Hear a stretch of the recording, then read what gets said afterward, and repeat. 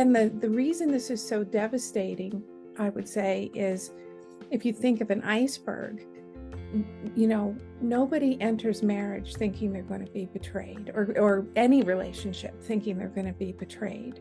And really, we can only see what's above the water.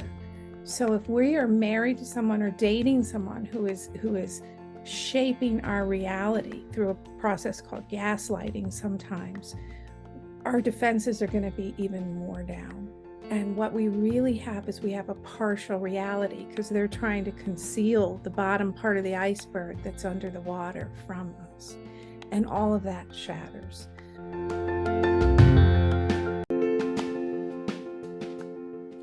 Hey there, lady. My name is Molly Conley, and I'm devoted to helping women reinvent their love lives, whether that's after divorce, dating on and off the apps, or in their committed relationship. Why? Because I've been there. I'm a former college athlete who filed for divorce 3 years into marriage, swam in the online dating pool into my late 30s, and now I am married to the man of my spreadsheet dreams, who I met 4 months before the world shut down. As a dating and relationship coach, I help my clients shift the focus from being obsessed with finding Mr. Right to shifting to herself as Miss Right Now. We build a foundation filled with clarity, connection, and confidence, knowing she is worth waiting for. Each week on the podcast, I'll bring you love life insights and savvy guests, where you will receive the courage to release programmed limiting beliefs. Discover patterns and behaviors restricting you from finding and attracting quality men, and ways to choose yourself first so you can build a foundation for a healthy relationship with yourself and a partner. Hey there, lady. Thank you for joining me today on the Reinventing the Arena podcast. If this is your first time joining, welcome. I am so glad that you are here. Today's guest offers coaching to relationally betrayed adults who grew up in homes affected by alcoholism and addiction, and couples repairing their relationship together after addiction or infidelity. Linda Wajda knows each client has a unique betrayal story, and she meets her clients where they are at, helping them create stability and safety, supporting them through grief, and encouraging them in their post-traumatic growth. Welcome to the podcast, Linda. Thank you, Molly. I'm really honored to be here, and I'm excited to talk to you. This is going to be a fantastic episode, just because I want the ladies that are listening right now to know that Linda and I probably went on a fun little tangent for like 5-10, well, we'll just say 5-10 minutes, just discussing some really great things. And I was wishing, I was like, shoot, I should have recorded the podcast already, but we're going to get to some really good things today, I promise. Okay, so I just want to start off and say that I'm extremely grateful, like I mentioned to you earlier, of women like yourself working in these areas of relationships, because my personal experience of betrayal in my first marriage, redeveloping my trust with my, ex-husband was just unattainable, to be honest, for me. Even when I tried to work on myself through therapy. So overall, it's been, it's never easy. And, we can have numerous underlying issues to work through. So what led you to be of service to those suffering from relationship betrayal? Sure, that's a wonderful question. I'm just so thankful that we get to talk about this today. I want to preface what I say with that, because this is an incredibly common experience. And every woman I ever speak to is just sure that she's the only one in her friend group or in her church or in her workplace or what have you. And it's really common. And so I love talking about it so we can normalize it, that it's not a part of life that's fun or that we want, but it happens. And so knowing that there's a place you can go, that there's other people that can relate, that's extremely helpful to destigmatize it and get rid of the shame. There's no, I always say to my clients, there's no shame. We can talk about anything. And I love what I do because, like many coaches, my career chose me many years ago.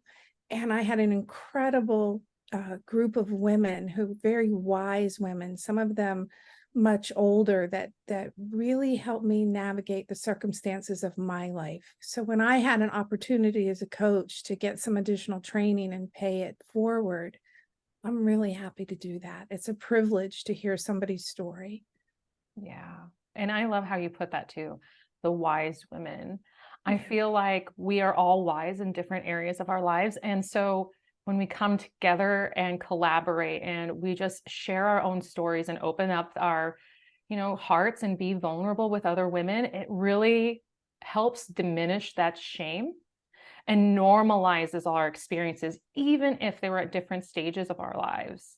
So once again, thank you so much for really coming onto the podcast and being able to share these situations with the ladies that are listening. Thank you. Well, so please, share how working with those who are experiencing betrayal induced trauma is different than, from typical couples therapy or relationship coaching. Sure. So a woman who finds herself, so I want to define relational betrayal if we can, just so we kind Mhm. of have a good working term for that. So this type of betrayal can be a financial betrayal in the relationship. It can be infidelity. It can be deceptive sexuality, where their husband or the boyfriend or fiance has a compartmentalized compulsive sexual behavior like Dr. Jekyll and Mr. Hyde. So it really ranges the gamut. Sometimes I'll see now it's becoming more common sports betting where the partner won't know that there's a problem until money's missing or something like that. So it can a whole range of experiences. Most of my clients I work with are women who found out that their husband or their boyfriend had um, compulsive problems with pornography or with serial infidelity or all kinds of different sexual behaviors, and it just overwhelms your system and causes physical symptoms and emotional symptoms. So that's the big difference. So when you go to a traditional couples therapist, the therapist is treating the couples, the marriage or the coupleship. And she or he will presuppose that, I did some things that were less than nurturing in the relationship, and you did some things that were less than nurturing in the relationship. This is a whole different ball game. This is like I was in my yard on my side of the street, and you were in your yard on your side of the street. And without me knowing it, you've secretly been filling a dump truck with sugar honey iced tea and bringing that across and dumping it in my yard right on me without me knowing. And that's a really graphic analogy, but I think it's really important. So I a lot of times will meet women who've gone to traditional couples coaching or counseling, and they've been harmed because when you have addiction and deception in your relationship, until you stop that bleeding, that safety betrayal, you don't really have any other issues in the coupleship to address until safety and integrity are reestablished.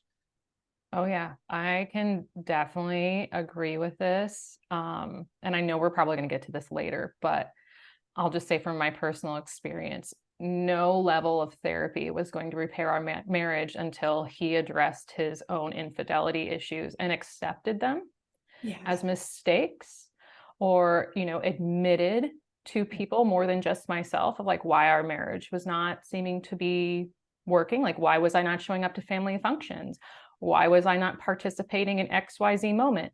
Those are all those things that couples, when they have situations like this, don't realize um, affect not just the marriage itself, but it affects you, like you mentioned, physically. Yes. I was constantly depressed, and then I would shift into anxiety whenever I would be gone or whenever he would leave, because, oh my gosh, I can't trust him. And if I can't trust him, then I can't trust his family. If I can't trust him and his family, then what's going on? Like all those things are like, who's helping him do what? Or, I can't trust him with finances because I don't know if he's going out and doing XYZ in order to take this woman out on a date. Like all those things that just your mind starts to go. Yes. So, That's exactly it, Molly. And if it's okay, I'll share a brain-based reason. There's actually yes. like trauma is a real experience. This is, the term gets used a lot, and I think it's really important that we appreciate what real trauma is, because that's a brain-based, body-based experience, Mm. where we're just stripped of our ability to cope. So there's a part of our brain called the hippocampus, and the hippocampus, I'm a little older than you. So when I was in school, I used to watch film strips, or like anybody, like, you'd see like the little movie strips. That's what the hippocampus does, is it puts our memories in order. So if your reality is shattered because you've discovered some deception, or your partner's confessed some deception to you, immediately, because your brain's trying to protect you, you go into survival mode, and that hippocampus is going to go 24 hours a day, 7 days a week, trying to put that film back in order, trying to take that new information you have and integrate it into what you lived. And the reason this is so devastating, I would say, is if you think of an iceberg, nobody enters marriage thinking they're going to be betrayed, or any relationship thinking they're going to be betrayed. And really, we can only see what's above the water. So if we are married to someone or dating someone who is shaping our reality through a process called gaslighting, sometimes our defenses are going to be even more down. And what we really have is we have a partial reality, because they're trying to conceal the bottom part of the iceberg that's under the water from us. And all of that shatters. So it's a process for your brain to heal and to get we have there's protocols and coaching, and clinicians have protocols that to work with people who've been betrayed, to help them heal that brain injury. Oh, yeah. And what I love how you mentioned that, because I can actually flash back to those moments for Yes. myself right now. And Yeah. I can remember when I figured out what was going on. And I would sit there and I was like my own detective. And I was like, oh, so when he did X, Y, and Z, that was probably what this was. And it really is exhausting of your mental energy. And then it exhausts you physically. So That's it. it's just so not, it's mind blowing to think how much our mind plays a role in how we deal with betrayal, in a variety of types of betrayal, right? So um, when I think about it, I said, like, obviously I started going back and trying to put those pieces back together. What do you think are some of those underlying issues or even red flags that can lead a woman to being, affected by betrayal in the relationship? Sure. The first thing I want to say to anyone who's listening is, if this is your situation or you've been in this situation, we say you didn't cause it, you Mm. can't control it, right? And you can get help for yourself. This is not your fault. And you have choices that you can make about how to get to safety and what you need. That's really important, because I meet so many women who are shaming themselves, and that inner critic is just, what did I do wrong? And think about the cultural messages, like in really toxic, and I use that word on purpose, cultural messages. Oh, like, why couldn't she keep her man? And Yeah. it's just, that's positively abusive, because when we're talking about someone who has a compartmentalized reality, they don't want their partner to know. And they're doing what they have to do, either consciously or subconsciously, to hide that reality. So I really want listeners to not experience shame. And as far as red flags, um, I'm thinking that can be complicated. Usually there's little signs that don't make sense. Like there's a gut feeling that something is just off, or something is just wrong. Sometimes a woman will discover something on her husband's cell phone or boyfriend's cell phone. Um, Sometimes, like, he's just not accountable, saying he's going to do, like, there's content truth, which is what he is telling us, and there's behavioral truth. And so often we will ignore the behavioral truth because we Yep. want to believe the person we love, and we want to believe their explanations for things. So always believe what a person does more than what they say to you is probably the biggest piece of safety I would have for someone. And Yeah. we're responsible for our safety, even in a healthy relationship. We're responsible for our safety. So, and that's important, to trust our gut. Yeah. That's one thing that I love, um, that you bring up, because it takes a while, especially in betrayal, to go back to trusting your gut. That women have a really deeper connection, I believe, to Yeah. intuition than men.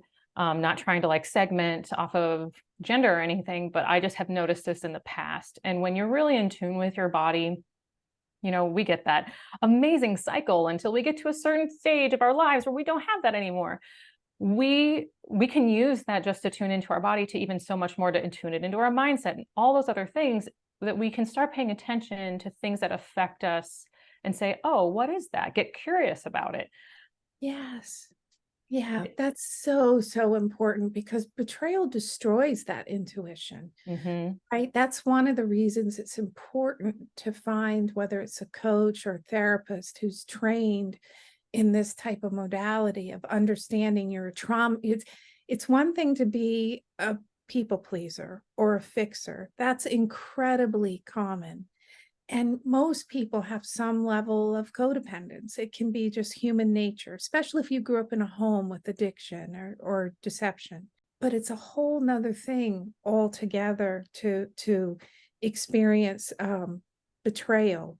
And that just destroys our intuition. And so you need someone who understands that you're a trauma survivor and that your brain is trying to tell you you're in danger and you are actually responding appropriately to relational danger because the Mm-hmm. person who's betrayed you is your primary attachment figure who is supposed to have your back.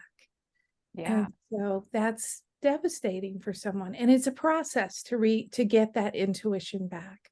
And we have a whole process that I'm something called a full disclosure guide. I'm getting a certification. So for people, whether they want to leave or whether they want to stay, it can be helpful to get something called a guided disclosure, where I help the person who's been betrayed, and then the therapist for the person with I'm going to say with addiction, um, breaks down those compartments and gets that information. And then we have a time where the four of us come together and the person who's been betrayed gets a full accounting of the truth.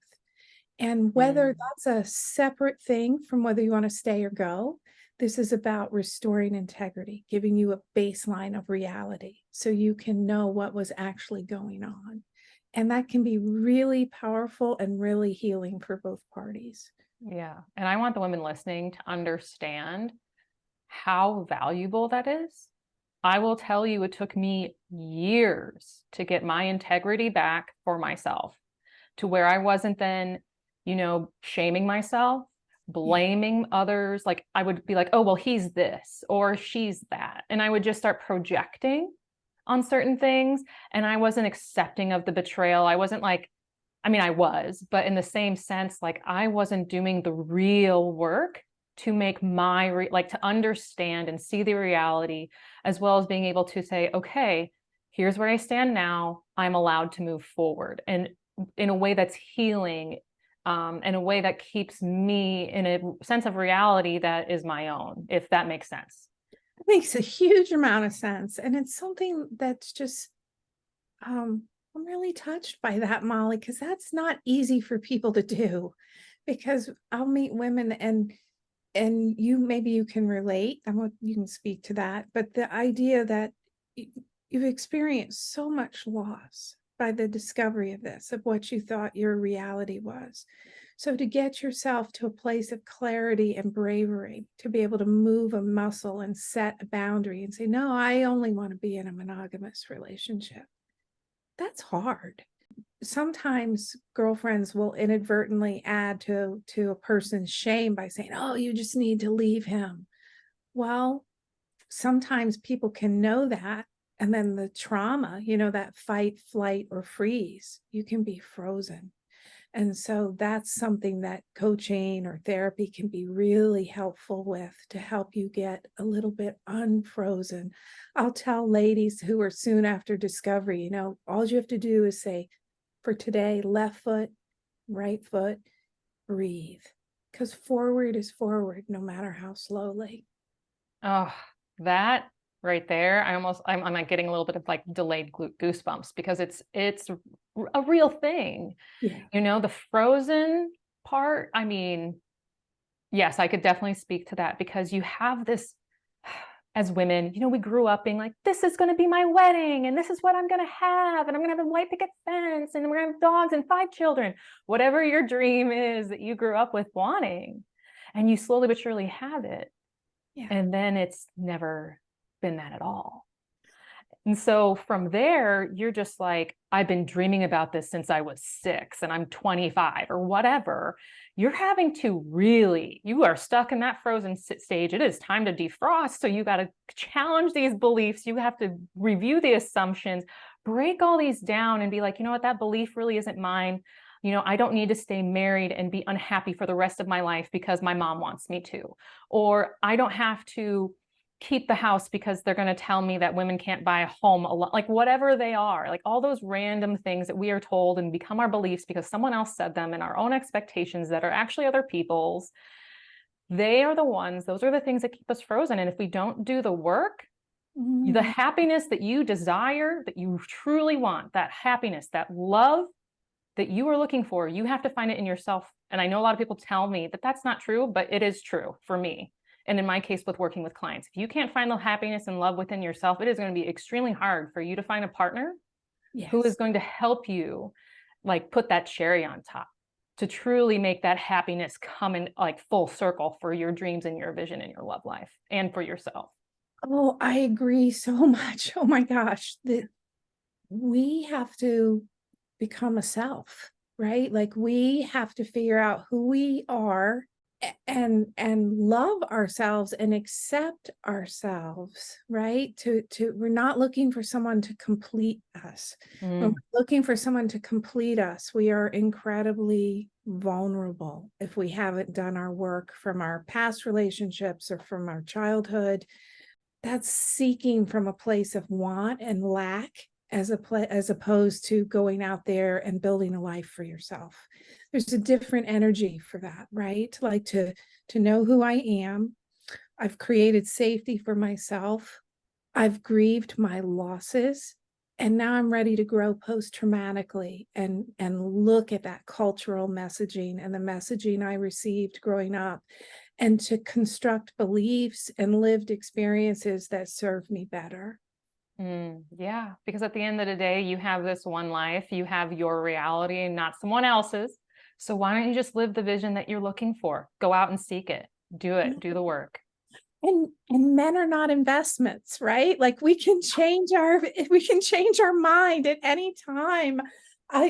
Sometimes when people experience loss, like betrayal and loss, it can be almost compulsive to think if I can just get him to change this. Ugh. And you think of how much time you've invested and it's not an investment. It's your life. Oh my And gosh. right, you have to create what you want for yourself. Oh Right. yeah. I'm literally going to just say this right now. I had this conversation with my mom in a very different way, like with a friendship. But at the same time, the sunk cost of a relationship is time. Time is valuable. So why are you investing in something that is not going to give you the version of reality that you want? Mhm. It is time for you to make a choice, and the choice is to choose yourself first. Do what makes you happy, because at the end of the day, at the end of your life, are you going to want to have that sunk cost factor where you're living in someone else's reality just because you didn't want to upset them, just because you were living someone else's expectations of what they thought you should be? No, you won't be happy. That's it. That's so powerful, Molly. And that's a process, right? Right. We have to heal, we have to grieve, we have to grow into that. And that's a process, but we have to keep going and no one's coming to do it for us or or rescue us. We have to do it for ourselves. Yeah. And building a team of other people that want to help you as well. Like Linda obviously has a lot of experience helping women do this. And like having one like that on your team is extremely impactful. Like I've said this to other women that have been guests on the podcast before, but that's because each and every one of you that I've asked, I'm like, oh gosh, if I would have had you when I was like freshly divorced, because I got married at 25, almost 26, and I got divorced at 28, 29. And I mean, I was quick to learn, like, I can't fix this. This is bigger than me. But the decisions after that, it took me. So I got divorced in 2011. I didn't figure this stuff out until 2016. That took 5 years that I wasted of my life. Hypothetically, I'll say wasted, because that sunk cost is actually valuable, because that's what I'm doing right now, right? But if I would have had women like you, I can't imagine what I would have done, where I would have accelerated, where I would have grown and like really come full circle into loving myself so much that the men that I had chosen to date, not saying that they were bad men, but they just were not good for me, right? I would have learned so much faster, but I also don't regret, because I met my husband that I'm married to right now at the right time. So everything happens for a reason. Well, I think that's true. And I just would challenge that term wasted, because you know you didn't waste it. And everything we go through, even the worst things, shapes us somehow. And sometimes, especially with trauma, it's a process of, we have to heal. And we can't just, it's not a mindset. We have to heal that injury over time by returning to our body, so that we're able to cope with more, so that we're able to be self-regulated, so that we're able to accept the reality of our situation. And that's a process. And I love Maya Angelou. I did the very best I could. And when I knew better, I did better. Oh yeah. And you know what's wonderful? Even like I just got chills. Like I love these quotes, because I was a quote junkie. We'll just Me say too. that. Like when I was going through my divorce, I swear I was on Pinterest to like, this is going to be really funny. I would be on Pinterest and scrolling to the point where it's like, you have no more pins to pin, and be like, what? I got to the bottom of Pinterest. How's that possible? But like I would pin so many things that I would think would be motivating, but some of them were the things that put me back into gaslighting and shaming and things. Like I didn't realize that's what they were doing. And with these quotes, what's really interesting, that once you've worked through this and it's a process and you get to the place where you do know better and you release, you know what you do? You make room for joy and love and connection to come in. Yes. And fill that open space that was once a spot of like depression, despair, betrayal, everything. And that is a beautiful moment to get to. It's powerful, Molly. That's so powerful. And sometimes I know we can return to pain just because it's familiar. Right. It's what we know. So to be brave enough to let go of what's familiar and trade that for something, the promise of something we want to build, it takes a lot of courage. And I'm grateful that you do that. I get to do that, and hopefully I keep living that, right, for myself. I can see that you will. Like, I can see your smile over here. And I'm like, yes, we both love this passionate work so much, because we've been there and we know we can help these women do these things. Well, that's it. And the idea, the determination, like to be able to say, not it will be okay, but I am going to be okay. Yeah. And there's a big difference, because I don't know what it will be. It could be horrible, but I'm going to be okay. And I'm going to keep going. And I'm going to surround myself with people who can support me. And I'm going to rest and keep going, because I'm worth it. Exactly. Ladies, hear that right now and repeat it to yourself. I am worth it.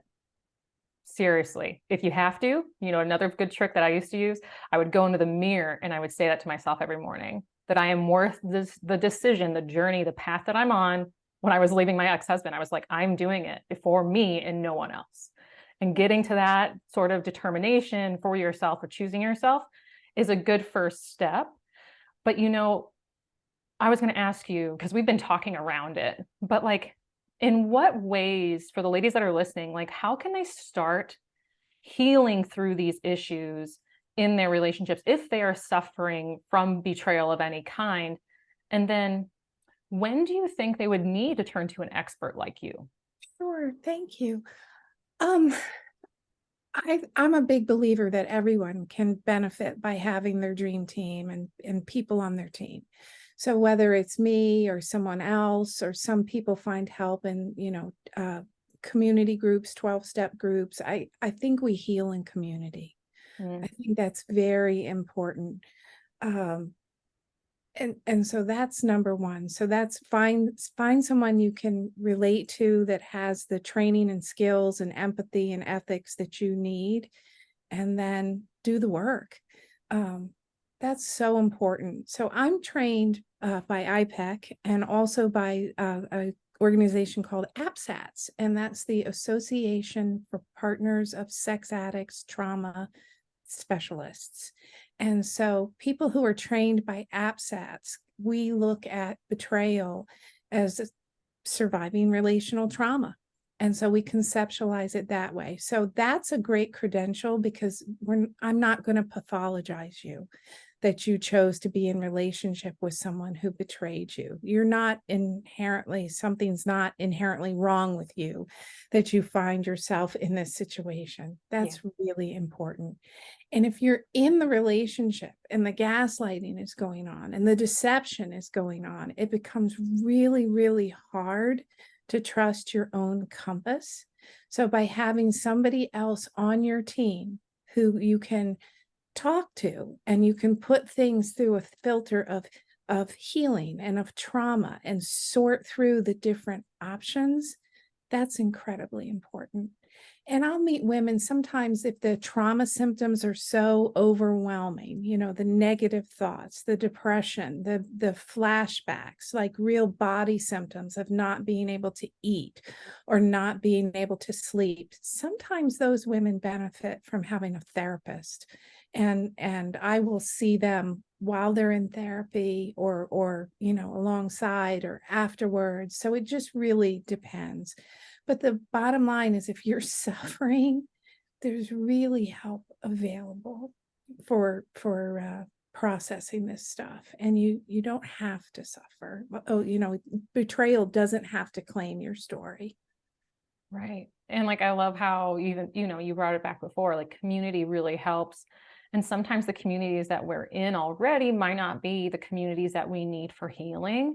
Yeah. I think that's sometimes really important for people to know. Like, that could even mean like maybe your family's not really supportive of your decision to mend the relationship or to get a divorce. So it's trying to find people that aren't going to sit there and maybe they are close to you, but they're not going to project or shame or whatnot. They're just going to hold space for you. So finding those communities as well as finding an expert can be very, very life-changing for you.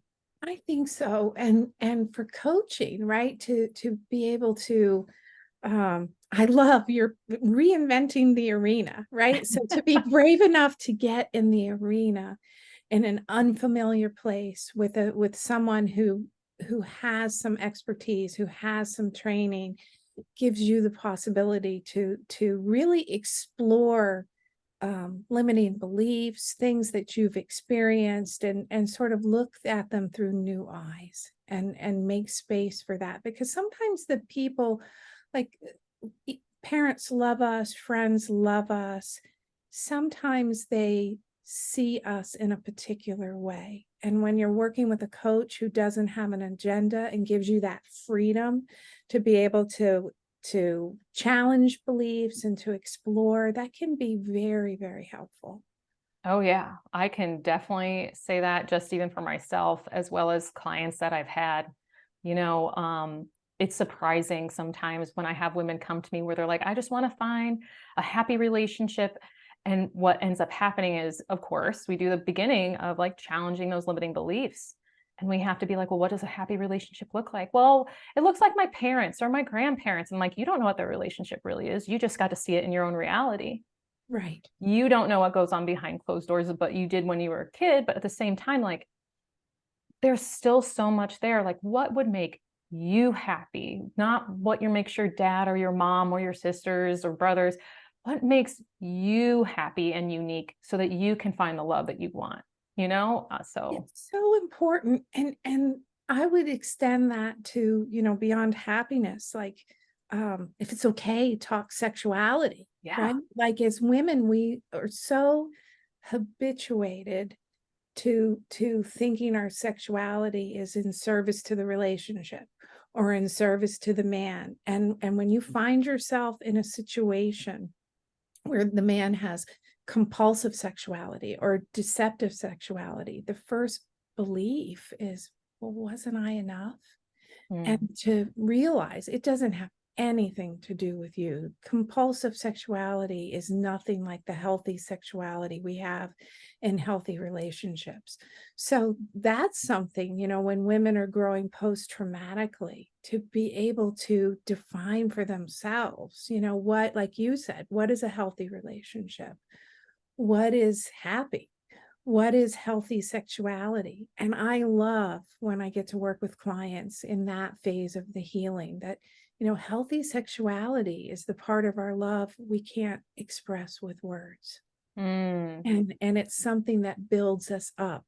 It's not a service we provide to someone so they won't stray or so that they'll right. keep so we'll get attention or something like that. And um, it's very I say in this type of healing work, it is possible to live two lives in one lifetime. Mm. And don't be so hanging on to what's familiar that you're afraid to go after what's possible. Yeah, that your heart truly desires, like, and that intuition really is pushing you towards, you know? Yeah, definitely. Before we move on, I want you to tell me, just because I know that probably listeners are thinking the same thing. Can you talk about those two, what was it, compulsive? Yeah. Um, Oh, sure. I use terms interchangeably. yeah, So tell me. you'll find that in the treatment industry, if you will, um, there's no real agreed upon definition of what constitutes sexual addiction. So, what's addictive and problematic for one person may not be addictive and problematic for another person. And it has to do with, are the behaviors that the person's engaging in causing problems? Like, are they, obviously, if they're unethical or harming other people, that's something altogether different. But it becomes deceptive when it's secretive. So I Mm, call it compartmentalized deceptive sexuality. So that's a term coined by Dr. Omar Minwala. Because people will say, well, I'm not a sex addict. And I've had women whose boyfriend or husband will go to therapy and they'll say, well, he said I'm not a sex addict. But the sex is compulsive, it is deceptive, it is harming our relationship, it is creating trust problems in our relationship. So um, it's not the label, it's the behavioral truth and reality of what's going on in the relationship. And I have couples that I'll meet with and they'll fight, well, I'm not a sex addict. Well, that's beside the point, right? mm-hmm.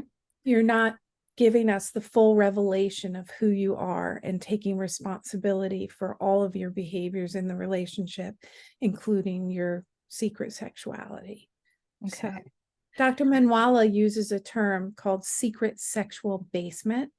And Okay. I like that term because it's like um, everyone else in the home is living upstairs in the home. And sometimes the person with the deceptive sexuality is up there too.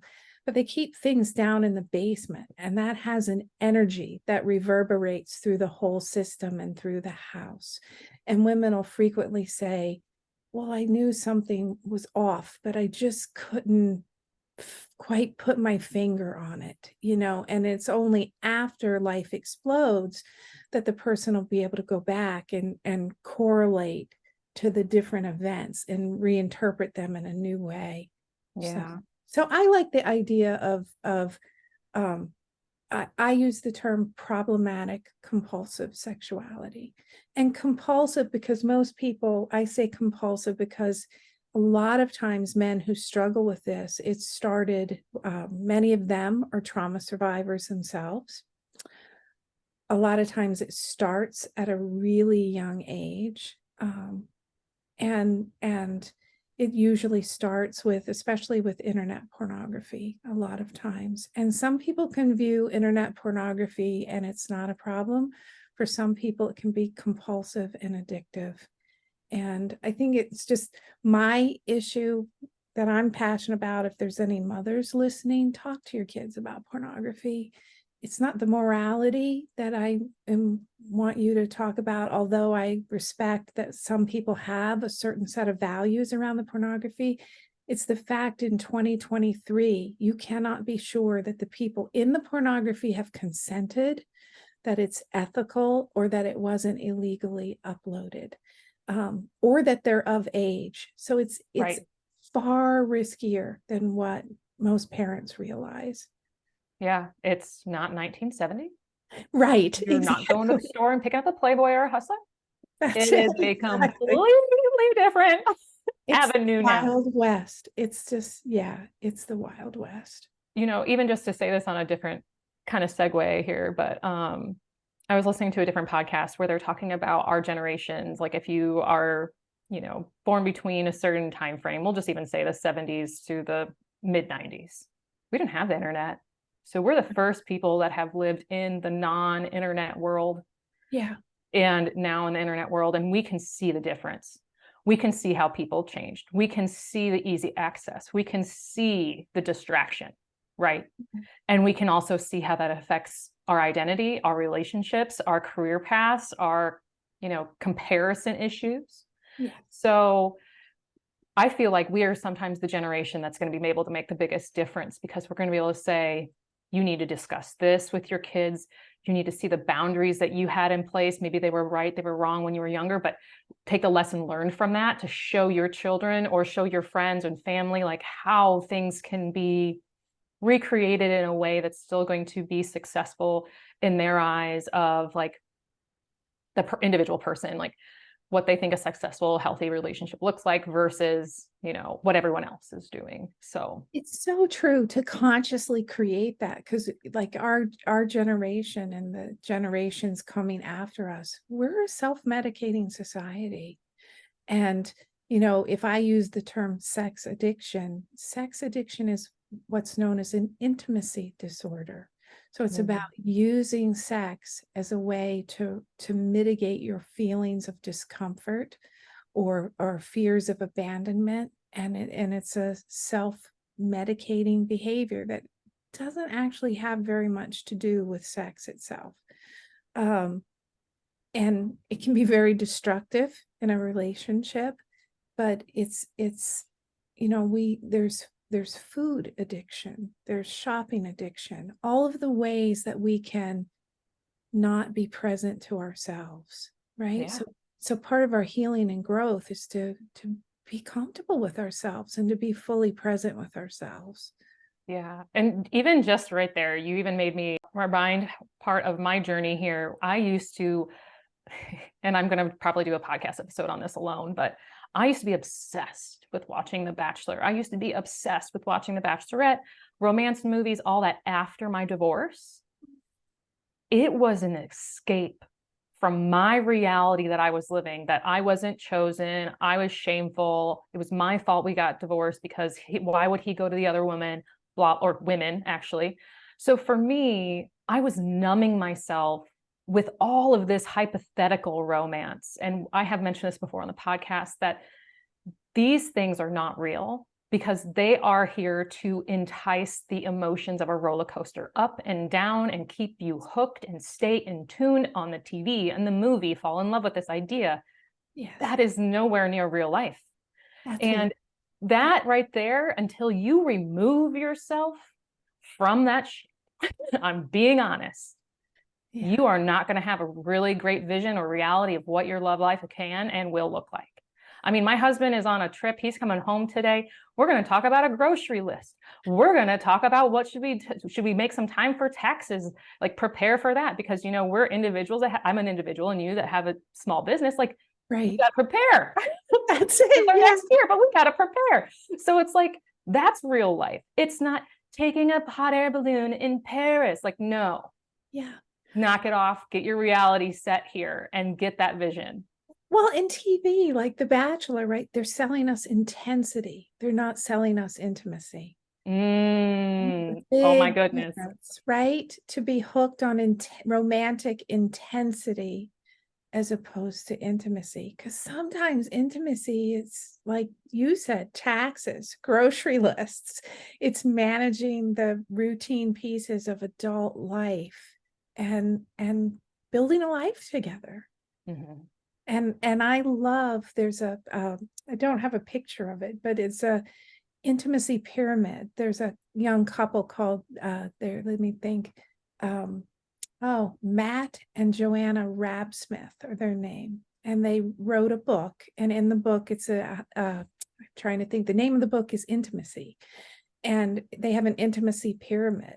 So at the foundation is honesty, that our relationship has to be built on honesty. And honesty is more than not lying. Honesty is about being committed to the truth, being authentic, and being a real person and transparent person, that you're known.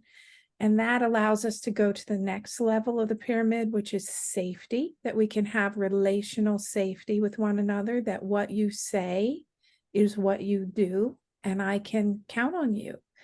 That provides a context that we can be vulnerable. And that's when we start to get to the good stuff of being able to connect with one another more deeply, that I can show you who I actually am. And that's the foundation of intimacy. And you know, and that's also the foundation of great sex. So that we can be safe with one another, Right. that we can express our love and we can experiment together because we belong to one another safely. Oh, yeah. And, you know, there's two things that came up when you talked about that. Well, three. One, I need to buy that book because that sounds fascinating. Number two, I feel like what you and I do is getting women to that, you know, authentic, transparent self after after their betrayal for you and for me, is just making sure that if they didn't have betrayal or whatnot, that it's just like, let's make sure we get to your authentic self so that you have that foundation when you meet your partner, right? Yeah. And then number three, you've been talking about it all along, and you kind of hinted about the arena part. I'm going to guess that you are a Dr. Brene Brown fan. I love her. Yeah. Yes. So there is a part in she is my favorite. Like, I will tell everyone, if you haven't listened to any episodes before this, Daring Greatly changed my life. I got to chapter 3, which is all about shame, and I put that book down for 8 months. I was not ready for that book. Holy cow. But it was the process, like the beginning part of like having the awareness of, oh, that's where all this comes from, right? And so there's a part in that book which brings out sexuality, and she was holding I don't know if she was a professor at the time, I can't remember where she taught, but she was having a discussion about sex, and women are like, we just want to make sure that we look good during sex, like I'm sucking in my stomach, Yes. making sure that you find me sexually attractive. And a man's like, I just want you to like me. And both people start crying, like, you know. And when I gave my husband, so I'm going to be honest too, like, I gave my husband Brad this book before we were even living together. And for those that don't know, I met my husband Brad in 2019 of November.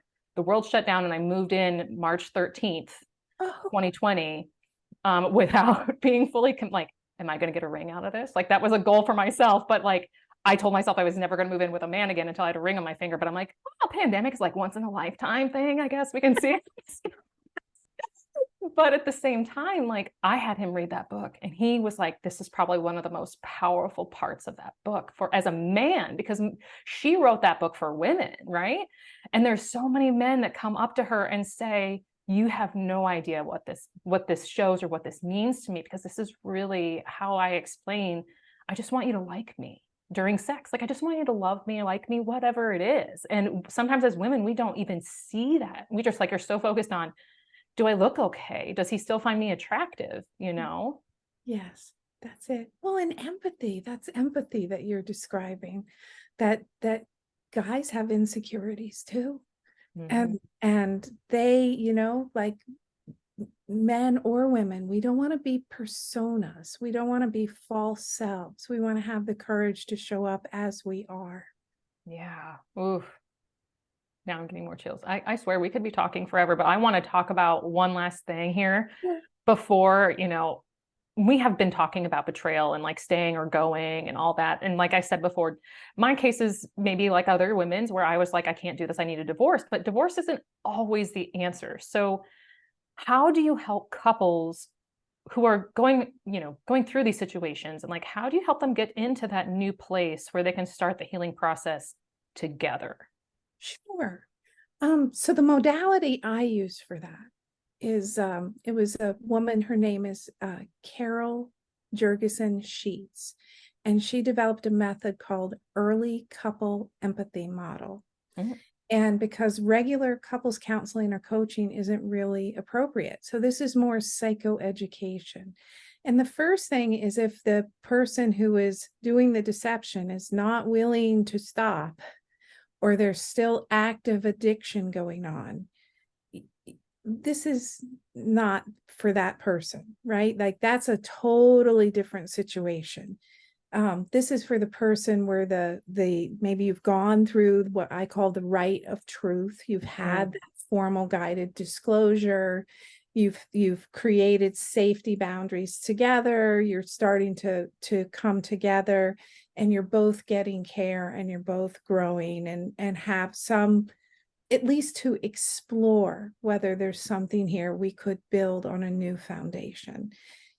You're not going back to what you had, because painfully what you had wasn't real, and you've got to grieve Mm. that. And so a couples therapist or a coach can help you sort out, she needs to grieve, he needs to grieve, we need to grieve together, we need to restore reality. And then now we have this elephant in the room called betrayal. What are we going to do with it? And the person who's been betrayed is getting triggered, and a lot of times has very explosive anger. So how are we going to learn skills to be safe for one another? And it's not, I'll just tell the guys, it's not going to be balanced for a while, because for the longest time there was an enormous power imbalance in the relationship, that so much of reality has been concealed. Well, now, just temporarily, we're going to reverse that balance of power. And are you willing to do things to demonstrate that you're for real, like going to therapy, going to recovery meetings, having boundaries, right? Like I know couples, for example, I have one couple I'm working with that every time he travels for business, the first thing he does on the Zoom call is he shows her that the room is empty. And that's really important, right? If he views that as degrading, or I'm not doing that, or that's controlling, that is a huge red flag, because Hmm. someone sincerely interested in trying to create something new will have remorse, and will at least be getting the beginning of developing some empathy for the pain they've caused. So we don't want the couple to be in a one down, where he's one down forever, but we've got to have some time where there's psychoeducation, and where we're making sure, kind of testing the waters, like, are you serious? Because I always tell couples, the decision to leave or stay, when it's time to go, you'll know. Oh, Right? yeah. You'll know for sure. And it is possible for couples to heal together. It takes time. It takes at least, very optimistically, 18 months to 3 years. Yeah. It's not uncommon for it to take longer. That doesn't mean the time of the healing and the restoration are awful and painful. Like, you don't have to tolerate relapses or more deception. It's a bumpy road. But life in general is a bumpy road. Yeah. And if you have two people who are willing to become fully actualized human beings, right? You can create a lot. Yeah. And you know what I love too is like, if I just want to flip it to the man's perspective, like the betrayal that's happening, like you said, is based off of other issues, right?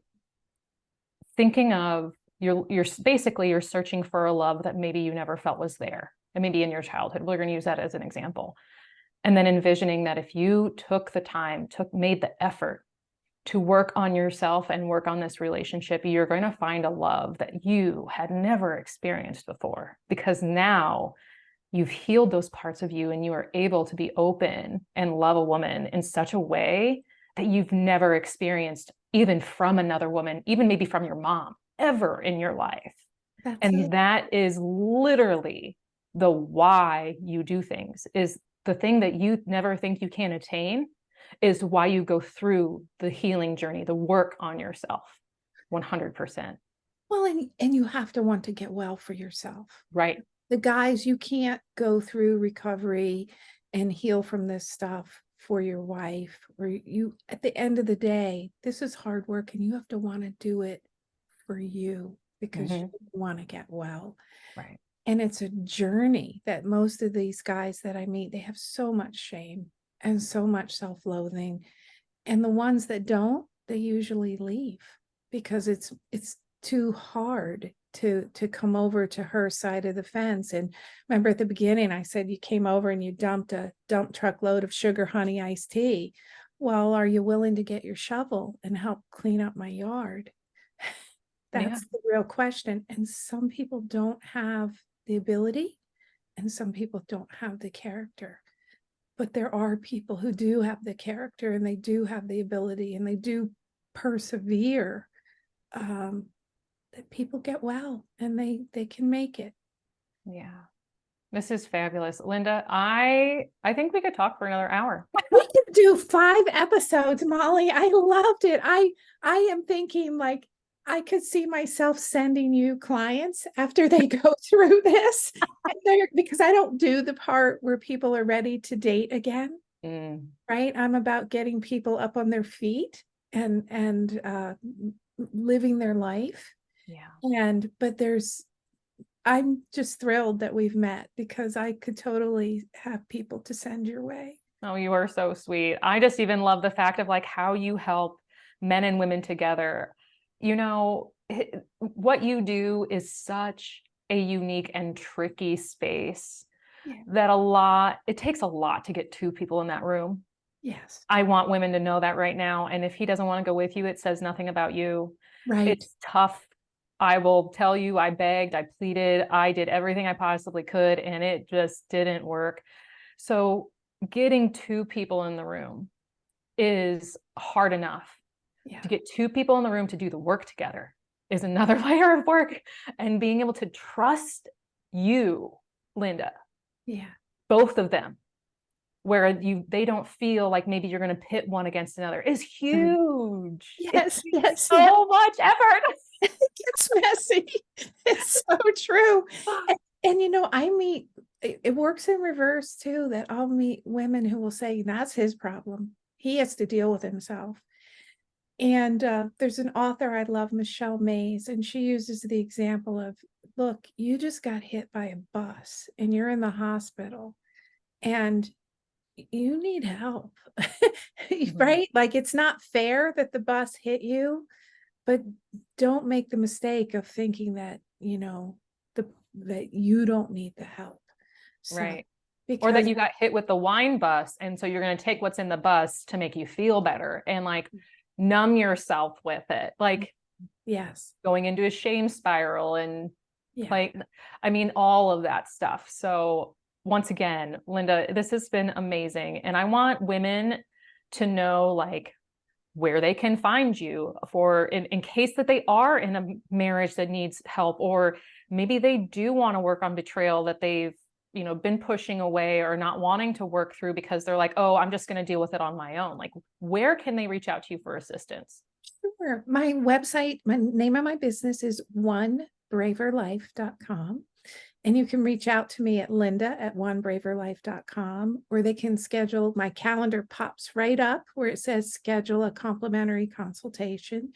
You can contact me there. And I'm also listed on apsats.org, let's see, I have to think about it, apsats.org. There's a directory there. So if not me, there's other professionals, including therapists who are certified in this modality. Fantastic. And ladies, I'll be putting all of her links in the show notes so that you can find her. I will also be posting a reel later of our conversation and making sure to tag her Instagram too, so that you can find her on that as well.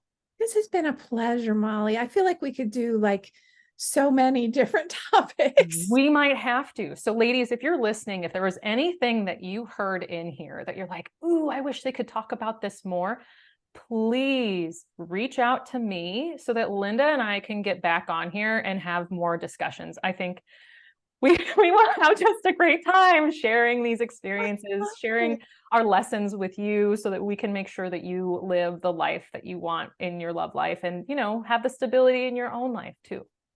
I love it. Thank you, Molly. This has been a pleasure. I swear, Linda and I could have talked for another hour. I mean, at least. I loved having her join the show and share her knowledge and expertise with you. Now, if you loved this episode just as much as I did, please give the podcast a written review wherever you get your podcasts. It really does help other women like yourself find the show. Oh, and if you want to make sure to never miss an episode, please follow and subscribe to the podcast. Episodes usually drop every Tuesday morning, but every once in a while, like this episode, I will have a second one drop on Thursday mornings. Once again, thank you for listening, and I will chat with you again next week.